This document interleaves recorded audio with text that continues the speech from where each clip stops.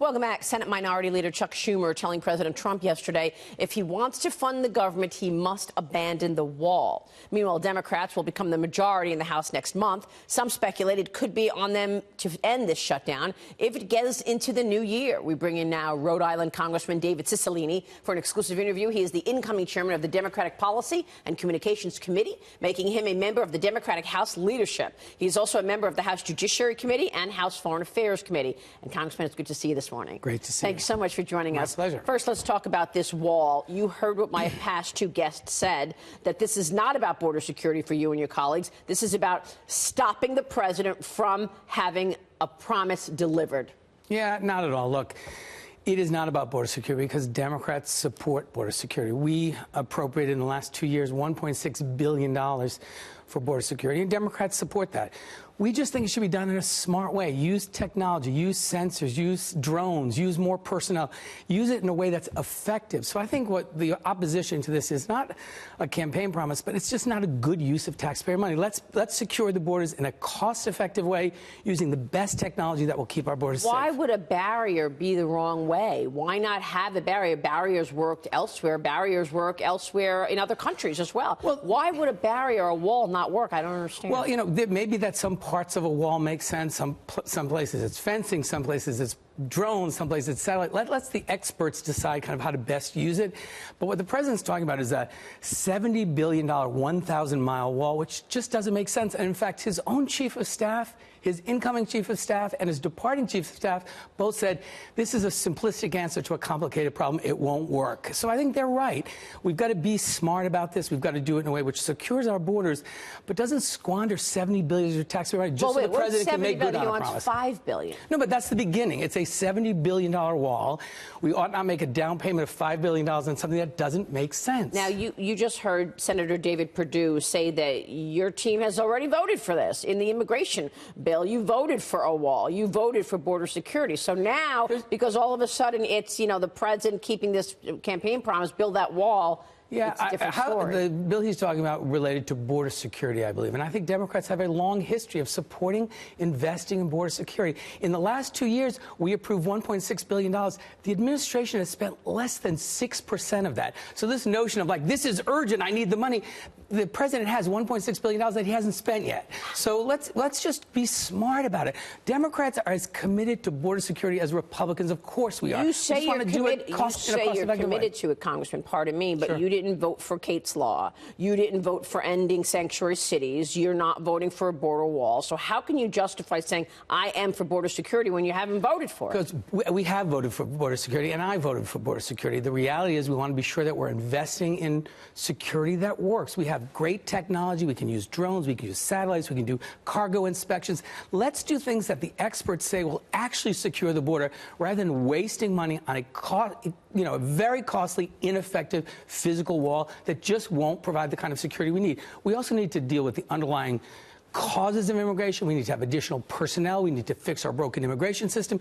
So there's a lot of work to be done here. But the idea that you can simply solve the problem by just putting up a wall just won't work. Like catch and release, right? That's one issue that people talk about. Illegals come to this country, the U.S. catches them, but then you have to release them in order to get a court date. Well, do you support catch and release? I think the important thing is we have asylum laws in this country, and fortunately the United States Supreme Court just affirmed that, you know, our asylum system is the crown jewel of our immigration system. It lets people who are fleeing violence and war and famine and unspeakable conditions. But we don't know that all of those people are. We don't know that, but we have a process where they can petition for asylum, then a court makes a determination. We have to keep those laws respected. They're part of our tradition. They are consistent with our international work. But shouldn't those laws be protected in a legal structure? Absolutely. Rather than an illegal structure. I mean, your incoming leadership, incoming House Speaker Leader Nancy Pelosi has called this wall immoral. Watch this. Most of us, speaking for myself, consider the wall immoral, ineffective, inexpensive, and the president said he promised it. He also promised Mexico would pay for it. So even if they did, it's immoral still, and then they're not going to pay for it.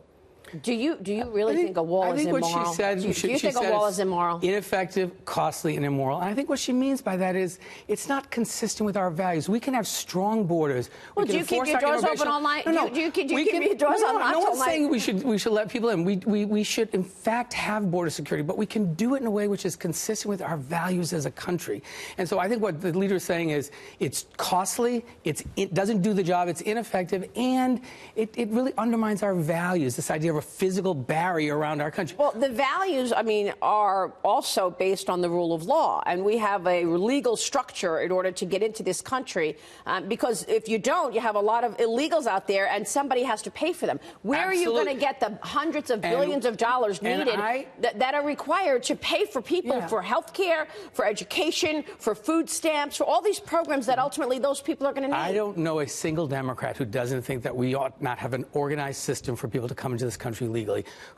Every Democrat I know supports comprehensive immigration reform, supports our asylum system, supports additional personnel, additional resources. We voted for $1.6 billion to help secure the border. So there's no disagreement about that. The disagreement's really about this wall. And I think the truth is there's an easy deal to be had here. I don't think the president wants a deal.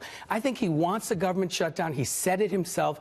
I think he's dealing with a Secretary of Defense who just rebuked him and left. He's dealing with a difficulty finding a chief of staff, the stock market tanking. How far? So I think he has a lot of things he's trying to distract from, and he's not anxious to reopen the government. How long are you willing to go to the mat for this? I mean, are you expecting a deal in the next week to open this government, the rest of the government, by Thursday or Friday? I hope so. As I said, I think this is easy to do. The Senate already voted for a continuing resolution, 100-1. The president said he would support it. It would pass the House if the president supported it. What changed? The president's world is starting to kind of crash on him, and so he says, I'm going to shut the government down. What are we talking about today? We're talking about the government shutdown. Mission accomplished for the president. So I don't think he has a big interest.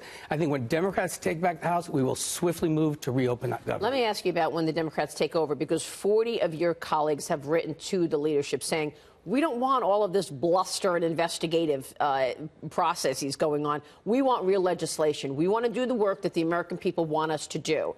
And yet we're talking about the president's tax returns, shutting down the FBI and the DOJ investigation, where we know that there was FISA abuse, et cetera. So what are you going to focus on once you get there? Well, you know, when along with Hakeem Jeffries and Sherry Bustos, we put together the Democratic agenda for this last election cycle that demonstrated we were for the people of this country, committed to driving down health care costs, particularly the cost of prescription drugs, rebuilding the infrastructure of our country, raising family incomes, and taking on the serious corruption in Washington. We're going to deliver on those three promises. We also have a responsibility to do oversight, but I can tell you our first priority is going to be to get the work done for the American people. All right, so what's your priority once you take over in the next month? I hope we're going to start off with a big democracy reform bill to help get money out of politics, to raise ethical standards, to get Washington working for the people again and not for the special interests. But we know that this is really all about 2020, this border fight right now. Are you considering what all of this means in terms of your constituents going into the next election in 2 years? Yeah,